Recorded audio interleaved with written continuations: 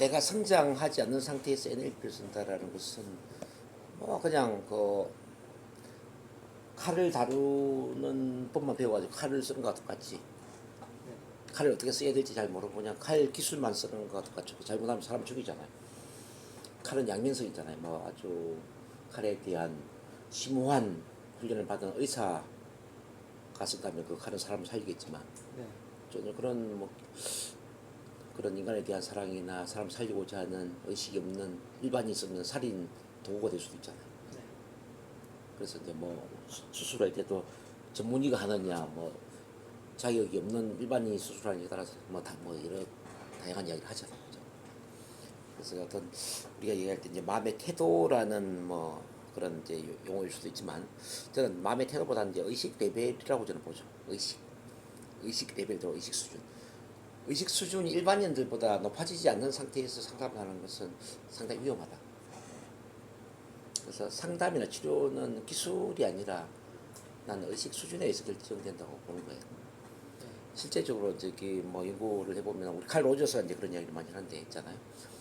그 대학을 나오고 대학원을 나오고 뭐 자격증을 취득한 그런 어떤 전문적인 상담사가 치료를 했을 때의 효과하고 전혀 자격증이 없지만 전부 그런 뭐 전혀 그런 대학을 나오지도 않았지만 정말 사람에 대한 큰 사랑을 갖고 있는 거죠. 사람 도와주고자 하는 그런 어떤 의지나 그런 어떤 공감 능력이나 그런 어떤 마음의 태도 이걸 가진 사람이 상담을 했을 때에 그 효과가 어떻게 달라지느냐를 이제 연구를 해본 게 있어요.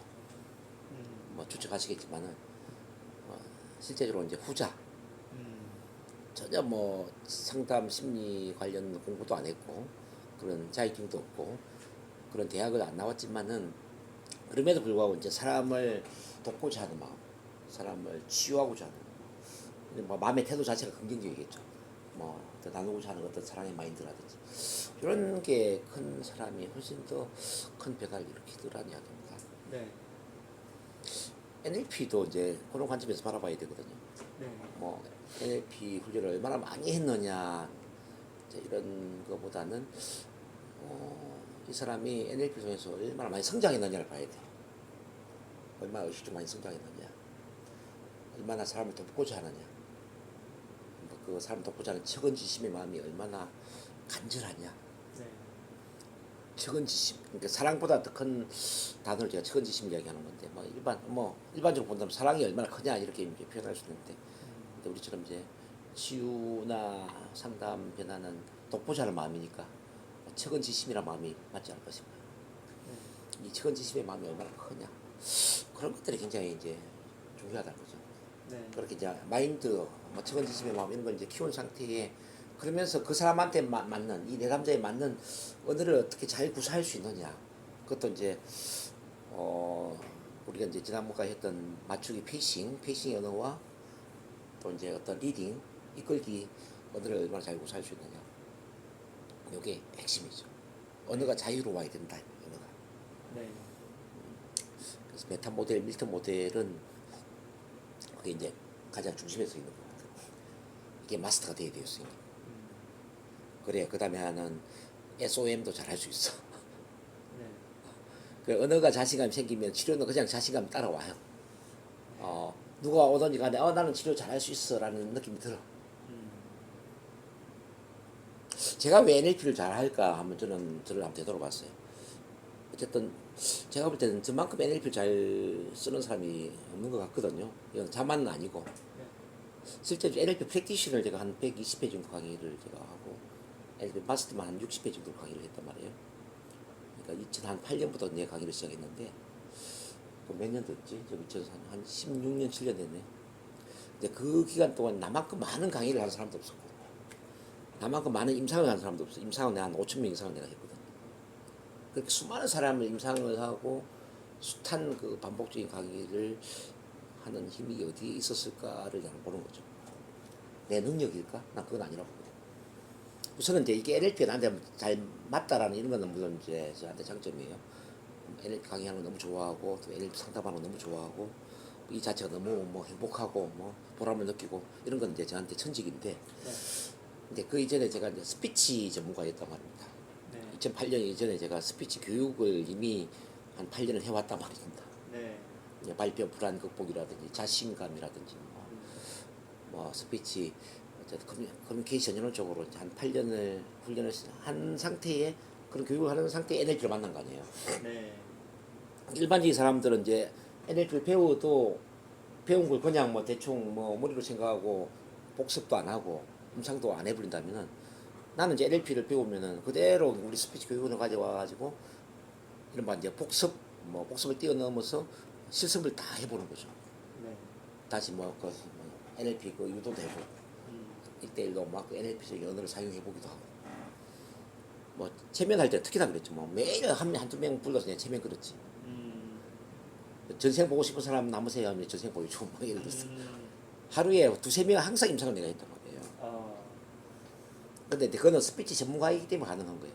그 당시에 나한테 항상 수강생이 하루에도 20명 이상이 됐으니까 20명 중에 뭐 NLP 상담을 무료로 해주겠다 뭐 전생을 무료로 보여주겠다 그러면은 선생님 같으면은 뭐 신청하고 싶지 않겠어요? 그러니까 이제 그 항상 줄을 서니까 그런 걸 이제 몇 번 하다 보니 자신감이 생기는 거죠. 뭐 그대로 그래. 그래서 NLP 전 프랙티셔는 끝나자마자 바로 NLP 뭐 아니 NLP 프랙티셔 NLP 트레이너 자격증 내가 따자마자 바로 NLP 프랙티셔 세미나를 열었네. 사람들 그렇게 안 하잖아요. 그때 한참 더 공부하고 뭐 아직 실력이 안 돼도 이렇게 나는 트레이너 자격증 따고 나서 일주일 만에 그냥 내가 NLP 프랙티셔 자격증을 시작했다니까. 처음엔 내가 잘 못했겠죠 솔직히. 근데 사람들 내가 잘하는지 못하는지 모르지. 근데 그렇게 시작을 하면서 가르치면서 난 배운 거지. 그래서 NLP 전체적으로 이런 게 있잖아요. Teaching is learning. 자 실행하면서 배우라 이거지. 네. 가르치는 것이 가장 잘 배우는 것이다. 맞더라고요. 부족하지만 바로 NLP를 가르치면서 NLP 속에 파묻혀 있다 보니까 뭐 그 속에서 모든 게 터득이 되버린 거예요. 내가 자신하건대 NLP만큼은 내가 한국에서 가장 잘 가르친다는 자부를 해요. 내가 체면까지는 아닌데 체면은 워낙 뭐 저기 오랫동안 잘하는 분들이 많이 있기 때문에 체면에 대해서 내가 1인자라고 자부할 수는 없어. 근데 NLP는 내가 한국에서 가장 잘 가르치는 사람이 아닐까 이런 생각을 해봐요. 물론 뭐지 나보다 잘하는 사람이 더 있을 수 있지만 내가 2인자라면 난 서운할 것 같은데 그 정도 자부심이 있다니까요. 그리고 이런 게 있잖아. 나만큼 NLP를 많이 가르쳐 본 사람 있어? 이렇게 나는 질문 한번 해보고 싶어요. 100번 이상 NLP 강의한 사람 있어요? 한국에? 내가 볼 때 나 외에는 없을 것 같은데. 100번 이상 프랙티셔너 강의한 사람 있습니까? 60번 이상 마스터 강의한 사람 있습니까? NLP 책 안 보고 그냥 입으로만 프랙티셔너 처음부터 끝까지 강의할 수 있는 사람 있습니까?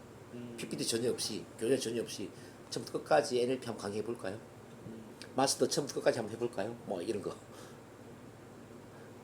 그 이제 자신감 어디가 오냐면 이제 그 반복적인 이제 경험이라는 거예요. 네. 그리고 이제 스피치가 되다 보니까 이론을 그 스피치 능력에 접목시키니까 그냥 강의는 쉬워지는 거지. 내가 대충 이야기해도 사람들은 와 하는 거지. 대충 이야기해도 강의 참 잘한다. NLP가 막 저런 거구나 막 이렇게 받아들이는 거지. 그게 언어 능력이라는 거예요. 네. 근데 내가 이제 한국을 쭉 보면 NLP는 많이 훈련했는데 언어 능력이 떨어지는 사람들이 너무 많다는 거죠. 네. 유튜브도 내가 쭉 보면은 참 저 사람 공부를 많이 한 것 같은데 표현을 왜 저렇게 할까 이런 느낌을 내가 많이 갖거든요. 되게 어렵게 강의하는 사람 있지 않습니까? 어렵게 현학적으로 전혀 도움이 되지 않는 어떤 그냥 지식을 전달하는 수준으로 이건 아니라고 보는 거거든요. 네. 그래서 이제 엊그제 얼마 전에 선생님 그 질문했잖아요. 동기부여는 어떻게 시켜요? 이제 이런 걸 카톡을 내한테 보낸 적이 있어요. 동기부여는 어떻게 시켜야 되냐면은 그 사람 수준의 에너지 파동장애, 양자의 파동장애에 돌을 던져야 돼요. 양자 물리학적으로 본다면은 그 사람의 양자 파동장애 언어라는 돌을 통해 돌을 던져줘야만 동기부여가 되는 거예요. 네. 지금 공부하고 있는 이런 이제 메타 모델, 밀턴 모델, 뭐 앞으로 SOM 합법 이게 다 이제 적용이 되는 건데 네. 그 사람한테 맞는 언어로 이야기를 했을 때 동기부여가 된다는 거지. 내가 아무리 문자 쓰고 아무리 참 물 흐르듯이 유창하게 말을 한다 하더라도 그 언어가 그 듣는 사람의 양자 파동장과 연결되지 않다면 그건 동기부여가 될 수가 없죠. 네. 그냥 이런 건 가능하지. 야, 저 사람 참 말 잘하네. 어떻게 저게 유창하게 말을 잘할까? 그 정도 생각은 할 수 있겠지. 그렇지만 감흥이 있는 거지, 감흥. 우리 선생님 저기 살아오면서 이런 느낌을 받아본 적이 있는지 한번 생각을 해봐요. 누구랑 대화하다 보니까 뭔가 강한 느낌이 와가지고 그렇네. 그러면서 이제 그동안 고민했던 모든 문제가 사라지는 것 같고 마음이 후련해지는 것 같고 뭐 10년 먹은 체력이 내려가는 것 같고 혹시 그런 느낌 느껴보신 적 있으세요? 네. 그러면 그 사람은 선생님한테 동기부여를 시키거나 변화를 일으킨 거죠. 네. 근데 반대로 이제 정말 그 말은 참 잘하는데 여러 이야기를 나한테 하고 있지만은 끝나고 나서 보니까 내가 왜 이런 시간을 보냈을까? 네. 마음이 오히려 좀 뭐 찜찜하기도 하고 시간이 아깝다는 생각 들고 뭐 그런 생각이 들었던 뭐 어떤 소통, 대화의 경험도 있을 거예요, 그렇죠? 네. 그 사람 표면적으로 말을 잘했는지 모르지만은 내면적으로 전혀 변화를 일으키지 못했죠. 그래서 동기부여라는 것은 다른 말로 하면은 변화를 일으키는 말을 한다는 거거든요. 네. 돌을 던져서 파문을 불러일으키는 이야기를 합니다. 양자적인 변화를 일으키는 말. 그래서 이제 우리가 말을 할 때는 일반적으로 이제 모든 사람한테 해당되는 그런 일반적인 말도 필요하지만은 1대1 대화를 할 때 그 사람한테 맞는 말도 필요하고 네. 어떤 말하는 스타일이 융통성이 있어야 된다는 거죠. 융통성. 예, 융통성. NLP에서 중요한 게 융통성이잖아요. 나만의 방식으로 계속 이야기를 하면 어떤 사람한테 맞겠지만은 어떤 사람한테는 안 맞겠죠. 네. 그렇지 않겠어요? 그럼 예를 들어서 이제 우리 선민교 선생님한테 맞는 방식의 언어도 있을 것이고 이 자리에 없죠. 또 누구한테 맞는 방식의 언어도 있을 거다 이 말이죠. 네. 그 사람한테 맞는 방식의 언어를 어떻게 잘 구사하느냐에 따라서 동기가 유발된다는 거죠. 그래서 이제 내용 전달은 what 무엇을 말할 것인가 이게 내용 전달이에요. 표면적인 언어는 이제 what 무엇과 관련된 거죠. 무엇을 말할 것인가 이건 표면적인 내용이죠. 네. 동기부여는 뭐냐면은 how 어떻게 말할 것인가, 이제 무엇을 어떻게 말할 것인가 이게 초점을 맞춰야 된다. 네. 자, 무엇을 그것도 긍정적인 어떤 그런 내용들을 무엇을 잘 이야기를 했는데 네. 그 사람이 동기부여가 안 돼. 네. 그러면은 무엇은 잘 이야기했지만은 어떻게가 잘 안 된 거지. 음. 어떻게? NLP는 what에 대한 무엇에 대한 컨텐츠에 대한 연구가 아니에요. 어떻게에 대한 연구예요. 네. 우리 생각도 보면은 지도가 영토가 아니다 했을 때 이 지도를 어떻게 하면은 좀 확장시켜서 좀 선택의 폭이 넓은 융통성 있는 지도를 만들 것인가 어떻게에 대한 연구다 말이에요. 어떻게. 자, 언어도 보면은 똑같은 말을 어떻게 말을 해가지고 그 상대방 그 마음속에 파문을 불러일으키는 말을 할 것인가 어떻게 말할 것인가에 대한 연구가 바로 NLP라는 거죠. NLP는 크게 보면 두 가지예요. 자, 두뇌 어떻게 생각할 것인가 첫 번째 어떻게 생각할 것인가 두 번째 어떻게 말할 것인가. 핵심 그거 아닙니까? 네. 공부 많이 하셨으니까 아실 거 아니에요. 그 외에 뭐 딴 거 있나요? 무엇을 어떻게 생각할 것인가 무엇을 어떻게 말할 것인가 두 가지 외에 뭐가 있는지 한번 봐봐. 그 제일 중요했죠. 그 두 가지에 다 국한되지 않나요? 근데 이제 그 관례에서 이제 뭐 무엇을 어떻게 생각할 것인가 부분이 많이 좀 연구된 어떤 NLP 관례가 있고, 무엇을 어떻게 말할 것인가 이 언어적인 그런 커뮤니케이션 쪽에 또 많이 또 연구된 관례가 있고 뭐 그런 부분이 있죠. 어떤 쪽은 뭐 밀턴 에릭슨에 대한 연구가 많이 활발해져서 에릭슨 중심의 NLP가 활발하게 된 그런 뭐 관례도 있고, 네. 뭐 어떤 쪽은 심리 치료 파트로, 뭐 어떤 쪽은 또 어떤 비즈니스 경영 쪽으로, 뭐 어떤 좀 성공학 쪽으로 뭐 이렇게 이제 뭐 약간 세분화된 부분은 없지 않아 있지만 제가 NLP를 보면은 NLP는 크게는 두 가지예요. 어떻게 생각할 것인가, 어떻게 두뇌를 활용할 것인가 이거. 네. 두 번째 어떻게 언어를 활용할 것인가. 그렇게 보면 끝나요. 뭐 별거 아니에요. 근데 제가 다시 이제 언어로 돌아와서 이제 정리를 하고자 하는 건 뭐냐면은 어떻게 생각할 것인가에 대해서 많이 연구가 되고 훈련이 됐는데 특히 한국으로 온다면은 어떻게 생각할 것인가, 어떻게 상상할 것인가 뭐 이런 두뇌 쪽은 많이 연구가 됐는데 네. 어떻게 말할 것인가에 대해서는 많이 연구가 안 되어 있다. 나는 이렇게 보거든요. 네. 그 점에 대해서 어떻게 생각하세요? 그런 것 같아요. 선생님 그렇게 동의하십니까? 또 강사들도 이제 어. 전달 위주로 하고 어떻게 말할까 하는 지지를 않으니까. 만약에 우리 서민규 선생님이 어떻게 말할 것인가의 파트의 전문가가 되어버리면 어떤 일이 일어날까 한번 생각해 봅시다.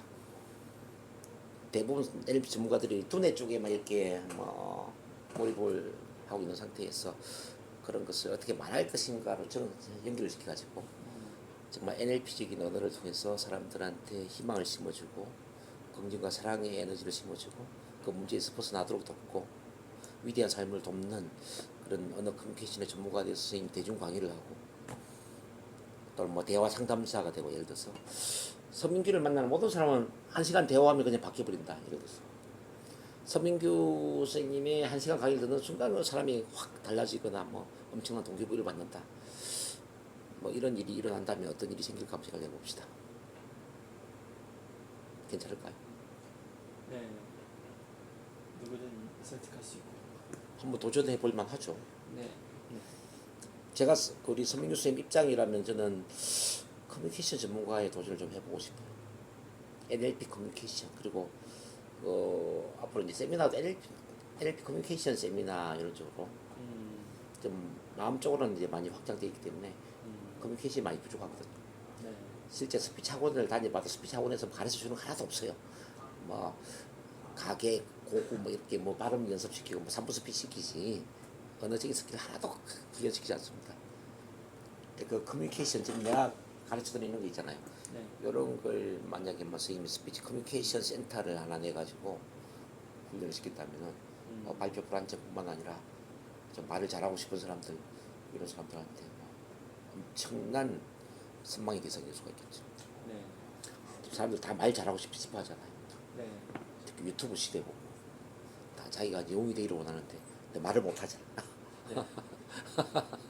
그런 거 NLP적으로 말할 수 있는 트레이닝을 시켜줄 수 있는 프로그램이 나온다면 끝나죠. 근데 나는 나이가 너무 들었고 이미 내가 58세니까 지금은 커뮤니케이션 쪽은 사실 은퇴를 좀 해야 되는 시기고요. 제가 커뮤니케이션보다는 영성 쪽으로 나가야 되지.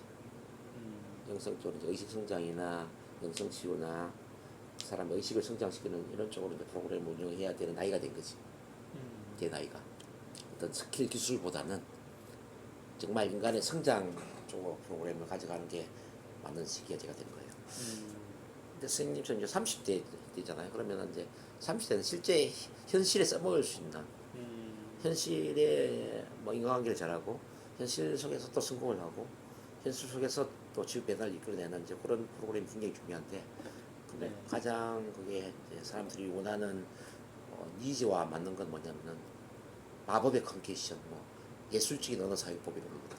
예술적인 언어 사용법 말을 예술적으로 하는 방법 이런 거 있잖아. 사람들 말 잘하고 싶어 하잖아. 네. 자, 언어를 통해서 사람을 감동시키는 거, 동기부여시키는 거. 그런 것들을 이제 뭐 지금 NLP 언어, 뭐 체면 언어, 뭐 에릭슨 학법, 뭐 다양한 것들을 통합을 해서 이미 운영을 하거든요. 뭐 끝나버리지 됩니다. 아주 그건 잘할 수 있는 사람 한국에 있을 수가 없어. 제가 스피치 교육을 한 25년 했잖아요. 일반 스피치 학원 다 봐도 그 스피치 잘할 수 있는 그런 걸 가르치지 않는다니까요. 옛날 웅변 기술, 뭐 연설 기술 이런 위주지. 목소리를 어떻게 해서 목소리에 대한 건 많이 발달돼 있어. 한국 스피치는. 뭐 고저, 장단, 강약, 완급식. 목소리를 웅변형으로, 뭐 강의형으로, 뭐 편안한 대화형으로 이 목소리에 대한 보이스 트레이닝 이런 거 굉장히 발달돼 있고요. 그다음에 연설형의 스피치.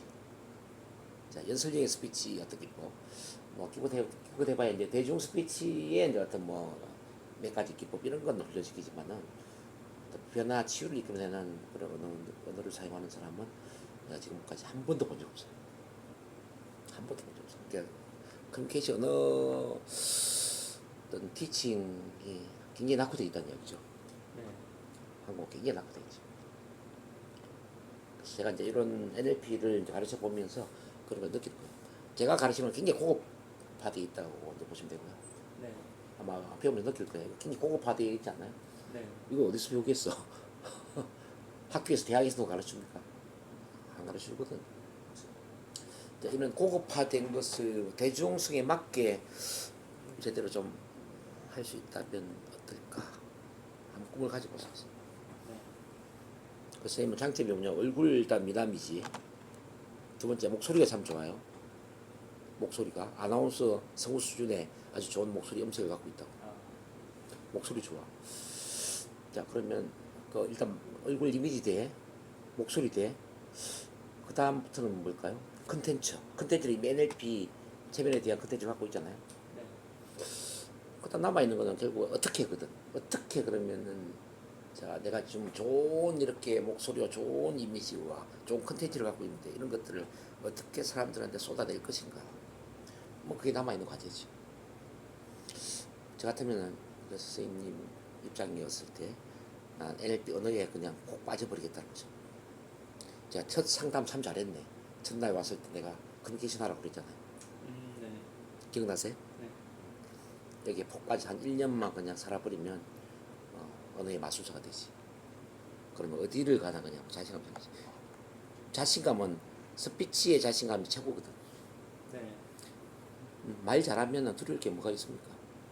선생님 지금 가진 돈이 한 푼도 없다 할지라도 나는 말을 참 잘해. 어떤 사람 만나더라도 나는 그 사람 설득시킬 자신이 있어.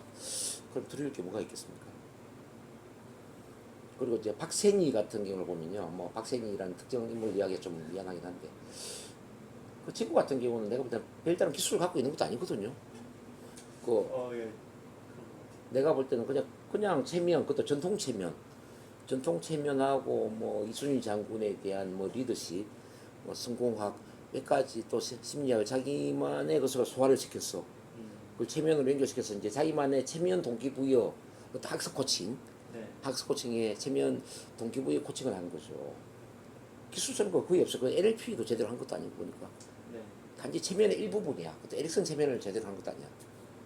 근데도 지금 월 뭐 1억 이상을 번단 말입니다. 뭐 박세니 하면은 가장 성공한 케이스로 알려져 있잖아요. 네. 차라리 NLP 여러 전문가보다 훨씬 성공했지. 나보다 훨씬 성공했지. 그 힘이 어디서 나올까 한번 생각해봐요. 박세니의 힘은. 정확하게 어떤 이 세상이 필요로 하는 것과 자기의 재능이나 자기 일정이나 자기 기술 뭐 가치를 연결시킨 거 아니야. 네. 그렇지 않을까요? 네. 물론 이제 박세니 그 친구도 보면 마스크도 괜찮고 뭐 목소리도 괜찮고 뭐 말도 뭐 못할 것도 아니고 나름대로 자기만의 언어 구사 능력도 뛰어나다는 생각을 하는데요. 근데 내가 쭉 들어보면은 뭐 그게 다듬어진 언어라고 생각하진 않아요. 네. 뭐 NLP 언어도 아니고 체면 언어도 아니고 근데 자기만의 방식의 그런 뭐 언어를 구사를 하고 있죠. 근데 그걸 사람들이 좋아할 뿐이죠. 네. 어떤 사람은 그래서 그런 박사님을 만나면서 뭐 한양대 갈 수준이 연세대를 가고 그죠. 연세대를 갈 수준이 또 서울대를 가고 뭐 그런 또 경력이 만들어지면서 또 줄을 서고 뭐 그런 박사님 능력이로 나 보지. 근데 선생님은 뭐 박사님보다 더 잘할 수 있다라는 이야기 나 하고 싶은 거죠. 박사님하고 선생님하고 비교를 해봐. 자, 얼굴도 박사님보다 더 잘생겼지. 목소리 박사님보다 더 좋잖아. 박사님은 NLP 뭐 프레임 마스터 트레이너까지 공부를 안 했지만 선생님은 프레임 마스터 트레이너 공부 다 했잖아요. 체면에 대해서도 공부 다 하셨잖아요. 네. 박사님도 훨씬 더 많은 공부를 했잖아요. 지금도 또 뭐 명상도 하고 있고 뭐 여러 책도 있고 내가 보기에는 엄청 노력을 하고 있는 걸로 내가 보여지거든요. 네. 박사님보다 떨어진 게 뭐가 있냐 한번 생각해봐요. 그럼 한번 도전해 볼 수 있지. 네. 도전해 볼 수 있죠. 저 같은 경우는 뭐, 이 NLP를 만나면서 어느 순간에 돈을 내려놓게 되더라고요. 뭐, 돈 성공보다는 진정한 치유, 변화, 뭐, 영적인 성장, 또 이 지구촌의 의식 성장, 뭐, 이런 쪽에 좀 너무 이제 좀 심취하다 보니까 사실은 이제 속세적인, 물질적인 성공을 좀 내려놓은 것도 있죠. 뭐 돈을 싫어하는 사람이 누가 있겠냐마는 그렇지만 이제 돈을 위해서 가는 거 하고 진정한 어떤 자기 삶의 목적을 위해서 가는 건 또 다른 차원이라고 볼 수 있거든요. 네. 뭐 치료를 하더라도 돈을 많이 벌기 위해서 치료를 물론 할 수도 있겠죠. 근데 진정한 그 사람의 어떤 변화나 이 사람을 변화시킴으로써 어떤 전 지구촌의 어떤 변화라든지 또 사회에 뭐 괜찮은 그 긍정적인 치유의 시스템을 구축한다든지 그런 사명을 갖고 일하는 것은 또 다른 차원이라고 보죠. 네. 그래서 이제 높은 차원에서 돈을 뛰어넘는 높은 차원을 인식하다 보니까 사실은 이제 일반 예술을 좀 내려놓은 상태이긴 하지. 네. 그래서 제가 좀 초라하게 사는 것도 있죠. 남들이 볼 때는 뭐 저렇게 25년에도 뭐 저렇게밖에 안 돼 할 수 있지만 나는 사실 만족스럽게 그렇게 사는 것도 있어요. 네. 우리가 일을 하는 건 꼭 돈만이 목적이 아니기 때문에. 네. 그리고 또 이제 이 NLP나 체면이 저는 영성의 시대에 이제 영적인 성장의 하나의 도구, 발판이 되는 시스템을 만드는 게 굉장히 중요하다고 생각합니다. 네. 그래서 이제 이런 쪽 일을 하는 사람들이 너무 어떤 돈을 밝히고 너무 성공을 지향해버리면은 오히려 NLP 체면을 통해서 뭐 치유가 되고 변화될 수 있는 사람들이 더 많은 상처를 받을 수도 있다. 네. 그런 점을 많이 생각을 해요. 그래서 이제 돈을 너무 많이 받아도 안 되고 그 사람한테 맞는 적절한 수준의 돈을 받으면서 그 이상의 도움을 줄 수 있는 시스템이 난 필요하다고 생각하죠. 근데 이제 이를테면 전문가라고 지칭하는 이런 분들을 보면은 물론 뭐 그 도움을 이제 주는 일을 하겠지만 터무니없이 많은 돈을 받음으로 인해서 이 NLP 체면이 돈을 가진 자들의 전유물이 되거나 또 돈을 가지지 못한 사람에게는 돈에 대한 상처를 주거나 또는 뭐 큰 돈을 냈음에도 또 뭐 만족스러운 변화가 되지 않았을 때는 그만큼 원망의 대상이 될 수도 있잖아요. 네. 뭐 그런 오류를 많이 범하고 있지 않나. 그래서 돈을 받더라도 나는 이제 이런 쪽 일을 하는 사람은 적절한 돈을 받아야 된다고 생각하는 입장이에요. 그 기준이 어떻게 세워져요 하면 뭐 나는 시간당 한 10만 원 정도로 생각하거든요. 선생님 생각은 어때요? 자, 시간당 선생님 얼마 정도 받으면 좋을 것 같아요? 선생님 느낌으로. 15만. 나보다 더 높네. 아, 제가 잘 준비가 됐습니다. 아니요. 근데 나는 일을 하다 보니까 시간당 10만 원 정도를 받으면 네. 여기 이제 오는 분들이 충분한 도움을 받으면서도 음. 그리고 또 일을 하는 사람도 뭐 무리 없이 일을 할 수 있다 이제 이런 생각을 해요. 그래서 나는 뭐 수강료 얼마예요? 뭐 또는 뭐 상담료 얼마예요? 이렇게 이제 뭐냐면 개인 치료를 하거나 개인 교육을 받을 때는 시간당 10만 원입니다 이렇게 이야기를 하게 되죠. 그러면 이제 그게 무리 없이 돌아가더라고요. 근데 또 이제 어떤 분은 한 번 체면을 걸어주는데 150만 원을 받거나 200만 원을 받는 경우도 있단 말이에요. 한국에 그런 경우가 있거든요. 한 번에 그리고 환불 포기각서를 쓰게 만들고 150만 원, 200만 원을 받는 이런 경우도 있단 말이에요. 그거는 좀 무리가 있다. 네.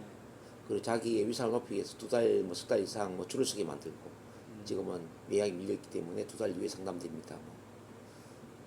이제 그게 이제 상업화가 된 거죠. 상업화.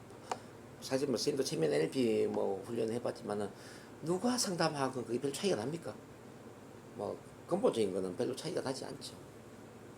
꼭 누구한테 받아야 된다. 이건 나는 아니라고 보거든. 이 전문가들이 어느 정도 성장을 해서 보편화된 그런 뭐 의식 레벨이나 네. 그런 기술 뭐 지식을 갖고 있다면은 누구한테 받아도 그는 문제가 안 된다고 보거든. 네.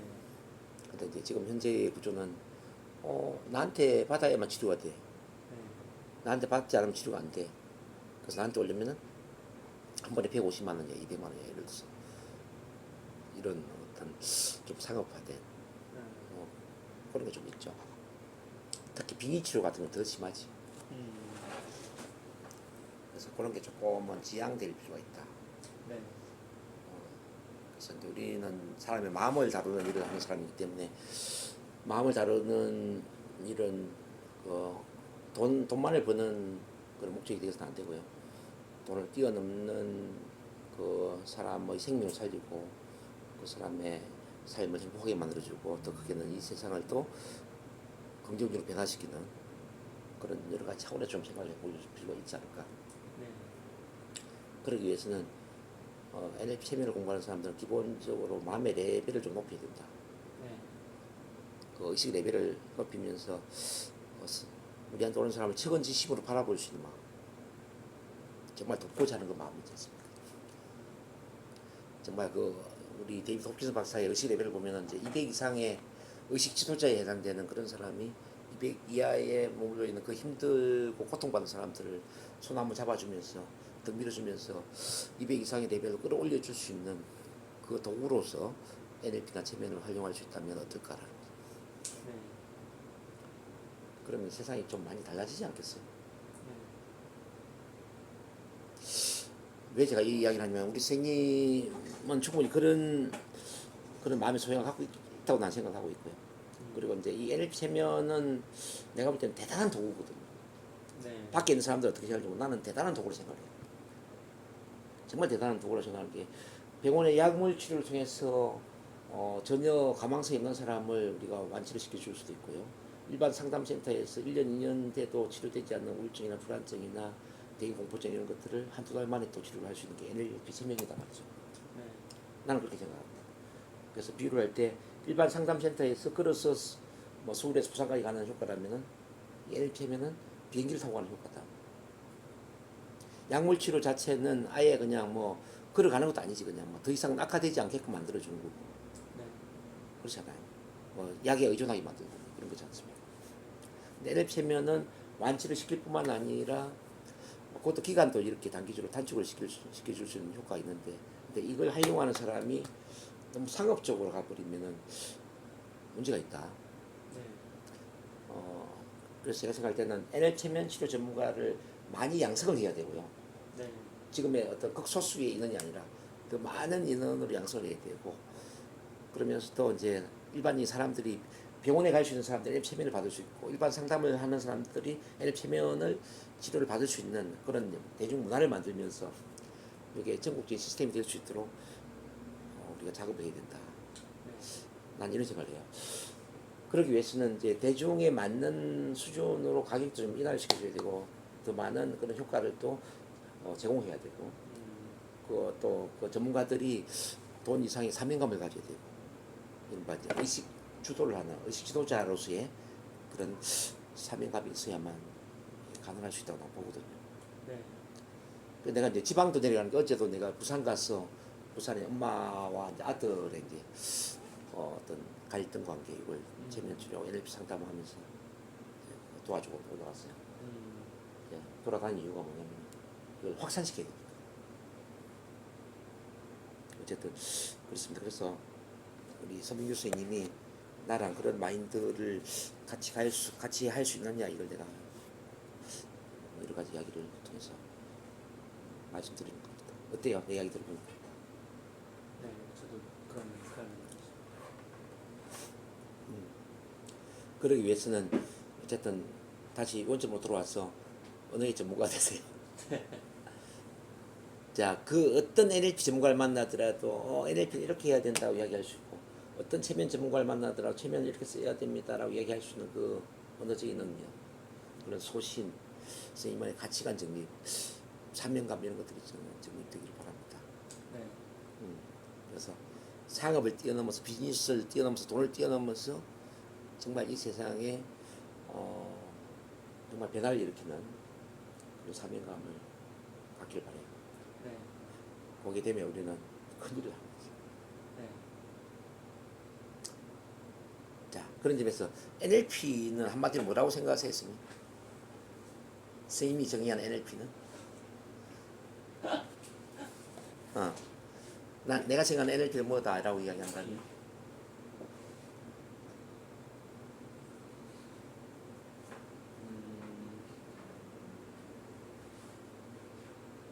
자, 그냥 그 책에서 이야기하는 이런 거 말고, 선생님 생각하는 NLP는 뭐라고 생각하세요? 책에는 뭐 탁월성의 뭐 생리학, 뭐 탁월성의 모델링이든 뭐 두뇌의 사용법 이런 이야기 막 하잖아요. 어쨌든 이제 선생님 생각하는 NLP는 뭐라고 생각하세요? 한마디로 하기에는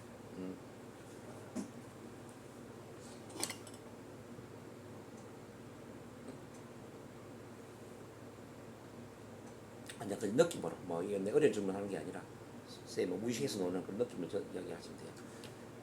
어떤 것도 정답은 없어.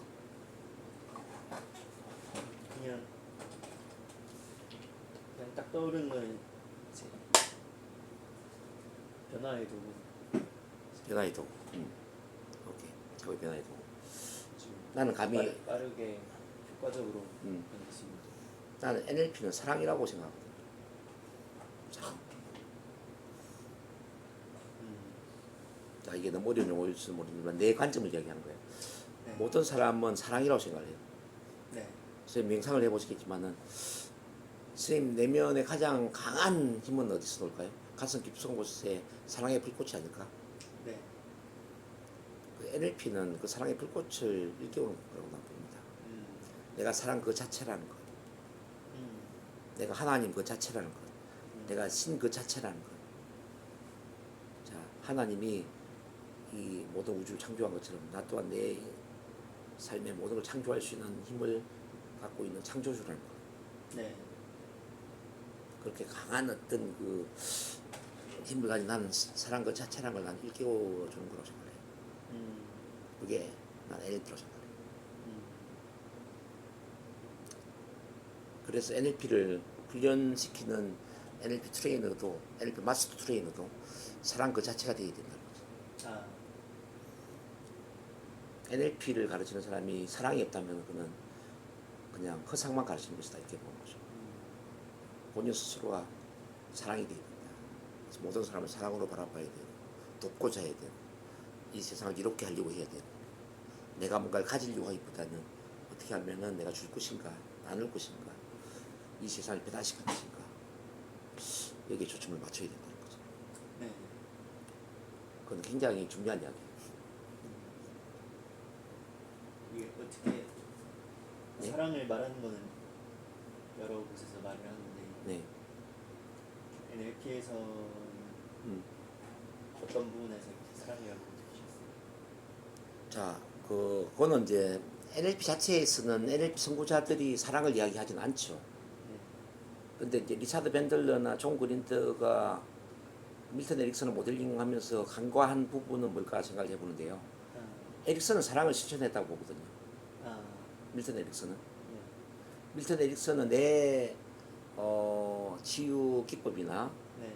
상담 기법을 책으로 쓰지 마라, 시스템화 시키지 마라. 모든 치유는 그 사람에게 맞는 방식으로 내담자 중심의 인간 중심의 치유가 되고 인간 중심의 상담이 되어야 된다는 걸 가르쳤단 말이에요. 네. 자기 방식을 체계화시키는 걸 거부했다는 이야기죠. 네.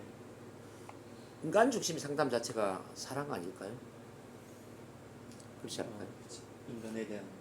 그 내담자를 진심으로 사랑하지 않으면은 그 사람에 맞는 방식으로 치유 상담이 가능할까요? 나는 그 밀턴 에릭슨을 어느 정도의 사람으로 보느냐면은 거의 예수님 수준은 아니지만 예수님에 가까운 그런 성인 레벨로 나는 생각을 해요. 아. 나는 가장 존경하는 사람이 있다면 밀턴 에릭슨이에요. 음. 이분은 정말 사람을 사랑한 사람이구나. 진심 그 돕고자 하는 그 마음에서 나를 살리고 사람을 살리는 일을 했구나. 17세에 이미 그 사망 선고를 받았음에도 불구하고 그 17세의 사망 선고의 그 생명의 에너지를 80세까지 확장시킨 힘은 어디에 있었을까? 난 그건 사랑이라고 봐요. 자신을 사랑하고 그 내 가족을 사랑하고 내한테 오는 내담자를 사랑하면서 그 내담자의 문제를 해결해 주면서 그 삶을 돕고자 했던 그 책임지심의 마음이 80세의 장수의 삶을 이끌었다고 난 보죠. 네. NLP에서 그까지 모델링을 했다면 얼마나 좋았을까 좀 아쉬움이 있죠. 내가 밀턴 에릭슨을 공부를 해보면서. 근데 밀턴 에릭슨, 근데 이제 NLP에서 밀턴 에릭슨의 뭐 비언어적인 뭐 어떤 라포 형성이라든지 그 자원에 접근한 앵커링이라든지 그 문제를 자원으로 활용하는 관점 바꾸기라든지 예를 들어서 이런 것들은 기법을 정말 잘 정리를 했는데 정작 그 밀턴 에릭슨이 인간에 대해 갖고 있는 사랑을 모델링하지는 못했구나. 그런 아쉬움이 좀 있죠. 그래서 지금 NLP 전문가들은 NLP를 뛰어넘어서 밀턴 에릭슨을 좀 더 공부할 필요도 있고 더 크게는 버지니아 사티어라든지 프리츠 펄트를 더 하면 좋겠지만 최소한 밀턴 에릭슨이라도 좀 더 공부를 할 필요가 있겠다. 아니 모델링 할 필요가 있겠다. 그런 생각을 해보죠. 네. 그래서 NLP는 기법으로 보면은 별거 아니에요, 선생님. 네. 기법에 뭐 별거 있나요? 뭐 뻔하잖아. 근데 그 기법을 어떤 사람이 어떤 마음으로 쓰느냐가 중요한 거 아니에요? 네. 선생님 어떻게 생각하세요? 난 그렇게 보이던데. 기법만 배우려면 뭐 한 이틀만 해도 저기 집중적으로 배울 수가 있지 뭐. 그게 무슨 의미가 있냐고. 힛 기법, 뭐 영화관 기법, 뭐 리프레이밍 뭐 그걸 보면 뭐 기법은 별거 아니죠 뭐. 근데 그 기법을 누가 쓰느냐에 따라서 그 기법은 달라진다는 거예요. 사랑이 충만한 사람이 쓰느냐, 돈을 벌고자 하는 사람이 쓰느냐, 의식이 성장되는 사람이 쓰느냐, 의식이 성장되지 않는 사람이 쓰느냐에 따라서 그 기법은 천차만별이 되겠죠. 그래서 그 NLP를 하는 사람의 마음이 난 굉장히 중요하다고 보는 겁니다. 그 사랑의 마인드를 갖고 있는 사람이 NLP를 쓰면은 정말 사람을 살리고 세상을 이롭게 하는 NLP가 될 수도 있지만, 그렇지 못한 사람이 NLP 쓰면은 그냥 기술을 가지고 어떤 몇 가지 기법을 가지고 사람을 돈 버는 수단으로 그냥 나쁘게 말하면은 사람을 이용하는 그런 변화의 경우가 될 수도 있다. 네. 저는 그렇게 생각해요. 실제 그 밀턴 에릭슨이 그 변화시키는 걸 쭉 보면요, 기술도 많이 쓰지도 않아요. 뭐 어떤 사람 그 사람은 적합한 한마디 말로서 변화를 시키는 것도 있고, 뭐 어떤 과제를 줘서 변화시키는 것도 있고, 아주 간단해요. 근데 그거는 정말 그 사람의 깊은 애정, 사랑을 갖고 있지 않으면 난 힘들다고 보죠. 나도 그런 사람 되고 싶죠. 그리고 이제 언어 자체를 그 사람한테 맞는 방식으로 너무나 잘 활용하고 있다는 거. 그래서 결론적으로 NLP는 사랑이다, 이렇게 내가 이야기를 하고 싶은 겁니다. 네. 어떻게 선생님 생각할 때는?